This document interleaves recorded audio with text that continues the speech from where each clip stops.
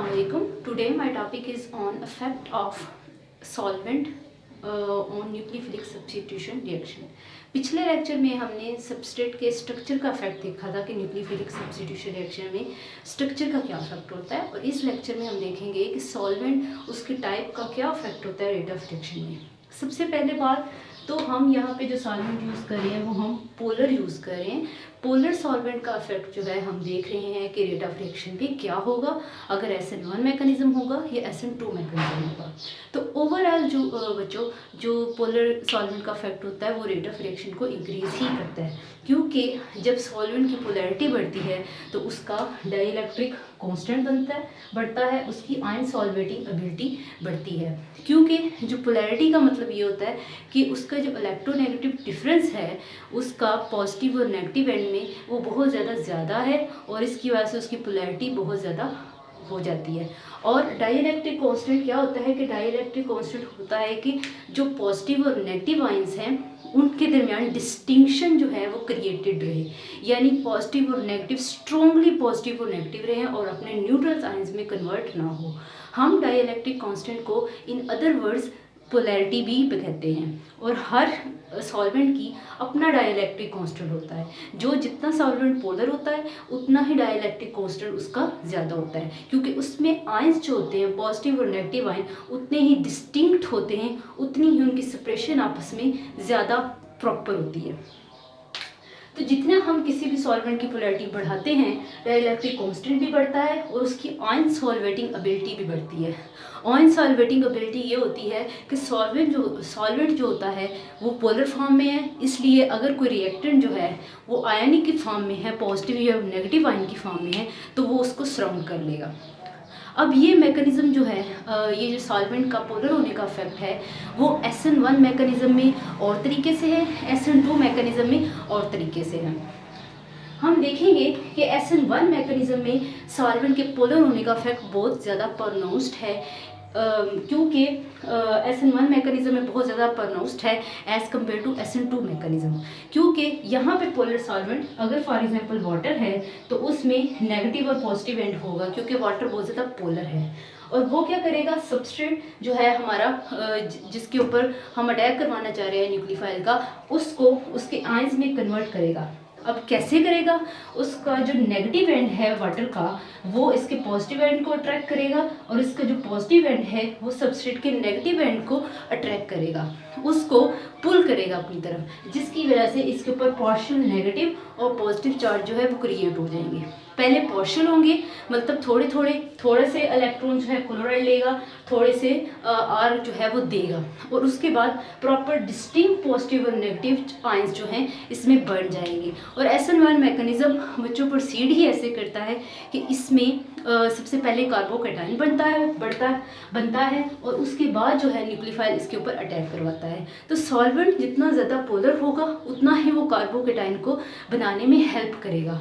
तो जो SN1 mechanism होता है वो 2 या 3 स्टेप्स में होता है। उसमें जो रेट डिटर्मिनिंग स्टेप होता है उसमें कार्बोकैटायन ही बनता है। तो अगर सॉल्वेंट उसके कार्बोकैटायन बनाने में हेल्प कर रहा है, दिस मीन वो इसके रेट ऑफ रिएक्शन को बहुत ज़्यादा अफेक्ट कर रहा है, उसको इंक्रीज कर रहा है। दूसरा जो इफेक्ट है वो है आयन सॉल्वेटिंग इफेक्ट। जितना सॉल्वेंट पोलर होगा वो इतना ही इन पॉजिटिव और नेगेटिव आयंस को सराउंड कर लेगा। जब वो उसको सराउंड कर लेगा तो हमारा कार्बोकैटायन जो है वो स्टेबल हो जाएगा।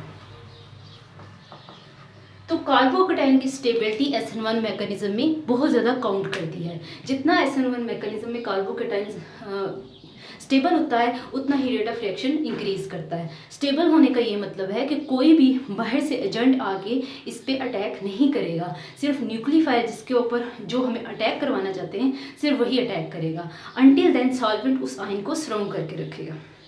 लेकिन ये मैकेनिज्म SN2 मैकेनिज्म में इतना प्रोनाउंस नहीं है, क्योंकि SN1 मैकेनिज्म में जो सॉल्वेंट की पोलैरिटी है वो इतनी इफेक्ट नहीं करती, क्योंकि ना तो इसमें कार्बोकैटायन बनता है ना ही कार्बोकैटायन को स्टेबल कराने की ज़रूरत है।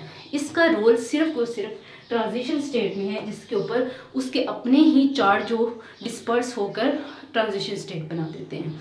वो कोई बाहर से चार्ज जो है कोई नया चार्ज डेवलप नहीं होता, बल्कि ये पोलर सॉल्वेंट उसके अपने ही चार्जेस को वो उसके ऊपर स्प्रेड करवा देते हैं, डिस्पर्स्ड करवा देते हैं। ठीक है, तो इतना सा थोड़ा सा इफेक्ट जो है वो पोलर जो है इसमें क्रिएट करता है, कोई मेजर इफेक्ट्स क्रिएट नहीं करता, इसलिए ये रेट ऑफ रिएक्शन पे इतना इफेक्ट नहीं करता है। लेकिन अगर SN2 मैकेनिज्म में ये चीज़ इफेक्ट नहीं कर रही तो क्या चीज़ इफेक्ट कर रही है? सॉल्वेंट का कोई और तरीके का सॉल्वेंट हम देख लेते हैं जो इसकी रेट को इफेक्ट कर सकता है। तो फॉर एग्जांपल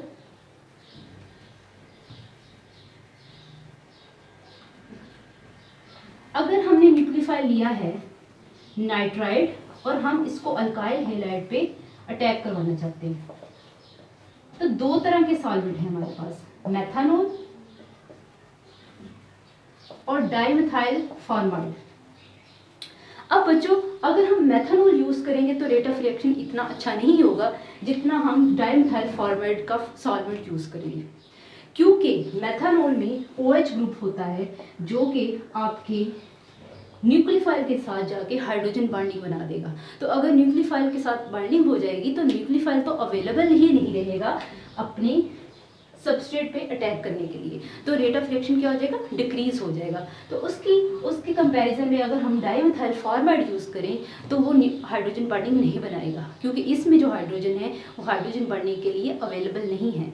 सिर्फ वो हाइड्रोजन जो है वो हाइड्रोजन बॉन्डिंग के लिए अवेलेबल होता है जो इलेक्ट्रोनेगेटिव एटम के साथ अटैच होता है। उसके अलावा जो हाइड्रोजन होते हैं वो हाइड्रोजन बॉन्डिंग के लिए अवेलेबल नहीं होते। तो डाइमिथाइल फॉर्माइड में ऐसा कोई हाइड्रोजन अवेलेबल नहीं है, तो rate of reaction dimethyl formamide में के सॉल्वेंट में ज़्यादा अच्छा होगा SN2 मैकेनिज्म में एज कम्पेयर टू मेथानॉल। इसी तरह अगर हम डाइमिथाइल सल्फर ऑक्साइड यूज़ करें तो इसमें भी सेम प्रोसेस है, इसमें भी कोई भी हाइड्रोजन जो है हाइड्रोजन बॉन्डिंग के लिए अवेलेबल नहीं है। तो इसमें 10⁻9 force reaction rate of reaction ज़्यादा होगा और इसमें 4.5 10⁻⁴ फोल्ड्स रेट ऑफ रिएक्शन ज़्यादा होगा सॉल्वेंट के चेंज करने से। तो ये तो हो गया सॉल्वेंट का effect. I hope you understand all the concept. If you have any question ask in the comment box and don't forget to like, subscribe and share. अल्लाह हाफिज़।